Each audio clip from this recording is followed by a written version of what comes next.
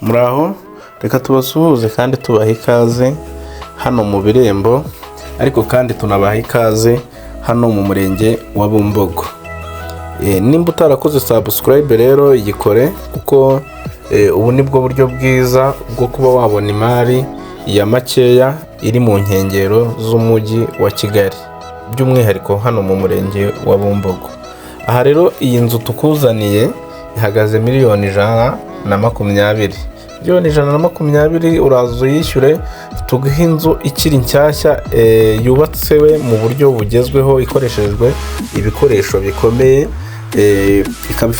zikaba zigiye zifite ibyumba 3 n'ibindi nyine nk'amasaramanje, amasaro manini tutabibariyemo, kuko harimo n'imyanya ya toilette n'amadushe birimo imbere bitandukanye.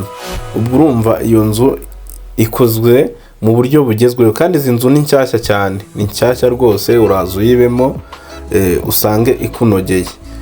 Reka rero tubashishikarize gukora subscribe kandi munasharinga aya mavideo, agere ku bantu bagiye batandukanye.